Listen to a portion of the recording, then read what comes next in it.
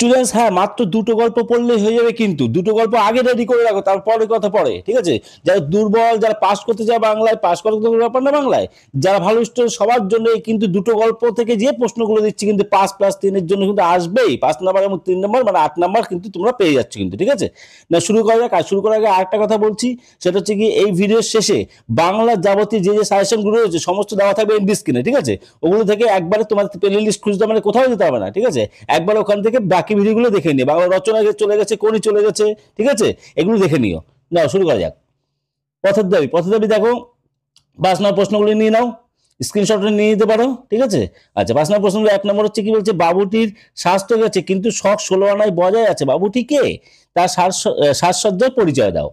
2 নম্বর প্রশ্ন কি, পথের দাবি পাঠ্যাংশ অবলম্বনে অপূর্ব স্বদেশ প্রেমের পরিচয় দাও। 3 নম্বর প্রশ্ন হচ্ছে, পলিটিক্যাল সাসপেক্ট সব্যসাচী মল্লিককে নিমাইবাবুর সম্মুখে হাজির করা হইল, পথের দাবি পাঠ্যাংশে সব্যসাচী মল্লিক সম্পর্কে কি জানা যায়? তাকে জিজ্ঞাসাবাদের সময় কি পরিস্থিতি তৈরি হয়? আচ্ছা, 4 নম্বর প্রশ্ন দেখো। 4 নম্বর প্রশ্ন, যাকে খুঁজেছেন তার কালচারের কথাটা একবার ভেবে দেখুন। তার কালচারের কথা ভেবে দেখতে, কার কালচারের কথা ভেবে দেখতে বলা হয়েছে? কেন তার কালচারের কথা ভাবতে বলা হয়েছে? একদম শর্ট ভিডিওতে বেশি কিচ্ছু যাচ্ছে না, ঠিক আছে? 2-3 মিনিটের ভিডিও, একদম পুরো দেখে নাও এগুলো, হ্যাঁ? আচ্ছা, 3 নম্বর প্রশ্নগুলো দেখো কি আছে। নিমাইবাবু চুপ করে রইলেন, নিমাইবাবু কে? তার চুপ করে থাকার কারণ ব্যাখ্যা করো। আচ্ছা, 2 নম্বর হচ্ছে কি, যে বাবাই একদিনে এর চাকরি করে দিয়েছিল, বক্তা কে? তার বাবা কাকে কি চাকরি করে দিয়েছেন?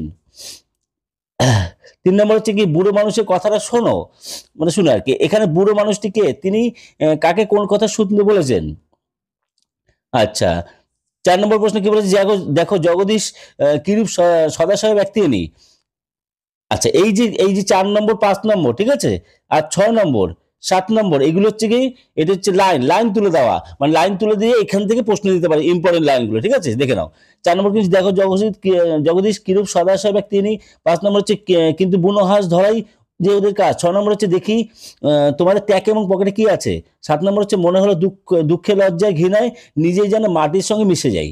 এই যে লাইনগুলো, ঠিক আছে, ইম্পর্টেন্ট। আচ্ছা, 8 নম্বর প্রশ্ন দেখো, আমি ভীরু কিন্তু তাই বলে অবিচারের দণ্ড ভোগ করার অপমান আমাকে কম বাজে না। আচ্ছা, বক্তা কাকে কথা বলেছিলেন? কোন অবিচারের দণ্ড ভোগ তাকে ব্যথিত করেছিল, ঠিক আছে? হয়ে গেল। পথের দাবি থেকে যা যা দিয়েছি একদম পুরো 5 নম্বর 3 নম্বর একদম রেডি করে রাখো, আর চিন্তা করতে হবে না। বহুরূপীতে চলো। বহুরূপী কি বলছে? বহুরূপী 5 নম্বর প্রশ্নগুলো নিয়ে নাও। 1 নম্বর হচ্ছে, জগদীশ বাবুর বাড়িতে হরিদা বিরাগী সেজে যাওয়ার পর যে ঘটনা ঘটেছিল তার সংক্ষেপে লেখো। এইটারে অথবা লাইন তুলে দিতে পারে কি, আজ তোমাদের একটা জব্বর খেলা দেখাবো, ঠিক আছে? এটা লাইন তুলে দিতে পারে কিন্তু, হ্যাঁ? আচ্ছা, 2 নম্বর হচ্ছে, হরিদার জীবনে সত্যি একটা নাটকীয় বৈচিত্র্য আছে। হরিদা কে? তার কর্মকাণ্ডের মধ্যে যে নাটকীয় বৈচিত্র্য ধরা পড়েছে তার গল্প অবলম্বনে আলোচনা করো। 3 নম্বর প্রশ্ন, এই শহরের জীবনের মাঝে যে বেশ চমৎকার ঘটনা সৃষ্টির কারণ বহুরূপী হরিদা, বই লাইন। আচ্ছা, হরিদার সৃষ্টি চমৎকার ঘটনাগুলির বিবরণ দাও। 4 নম্বর হচ্ছে কি, অদিষ্ট কখনো হরিদার এই ভুল ক্ষমা করবে না। হরিদার কোন ভুল অদিষ্ট এখানে অদিষ্ট হবে কিন্তু, হ্যাঁ, অদিষ্ট মানে ভাগ্য আর কি, ক্ষমা করবে না। আচ্ছা, অদিষ্ট ক্ষমা না করার, এই যে এখানটা কিন্তু বানানটা দেখে নিও, হ্যাঁ, অদিষ্ট হবে, ঠিক আছে? আচ্ছা, অদিষ্ট ক্ষমা না করার পরিণাম কি হয়েছিল? আচ্ছা, 5 নম্বর প্রশ্ন কি বলেছে, তাতে যে আমার ঢং নষ্ট হয়ে যায়, বক্তা কোন প্রসঙ্গে এই কথা বলেছেন? উক্তিটি পরিপ্রেক্ষিতে বক্তা চরিত্র বিশ্লেষণ করো। আচ্ছা, 6 নম্বর হচ্ছে, চমকে ওঠেন জগদীশবাবুর পরিচয় দাও, তার চমকে ওঠার কারণ দাও। হয়ে গেল 5 নম্বর প্রশ্নগুলো। এবার 3 নম্বর প্রশ্ন নিয়ে নাও। বেশি প্রশ্ন দিনে কিন্তু এগুলো ভালো করে যাবে কিন্তু। 3 নম্বর প্রশ্ন হচ্ছে গিয়ে, জগদীশবাবু কি কাণ্ড করেছেন শোনেননি হরিদা? জগদীশবাবু কে, কাণ্ড কি? আচ্ছা, চলো 2 নম্বর হচ্ছে গিয়ে 3 নম্বর প্রশ্ন 2 নম্বর দাগ। আচ্ছা, হরিদা পুলিশ সেজে কোথায় দাঁড়িয়েছিলেন? তিনি কিভাবে মাস্টার মশাইকে বোকা বানিয়েছিলেন? হলো 3 নম্বর দাগ। দেখো 3 নম্বর থেকে 7 নম্বর স্ক্রিনশট নিয়ে নাও, কিচ্ছু বলার নেই, স্ক্রিনশট নিয়ে নাও, ব্যাস। ওই ধরনের মানে লাইন তুলে দাও আর কি। আচ্ছা, ওই ধরনের কাজ হরিদার জীবনে পছন্দই নয়, সে ভয়ানক দুর্লভ জিনিস। 5 নম্বর হচ্ছে, চমকে উঠলেন হরিদাসবাবু, জগদীশবাবু। আচ্ছা, 6 নম্বর হচ্ছে, আমার বুকের ভিতরে যে সব তীর্থ।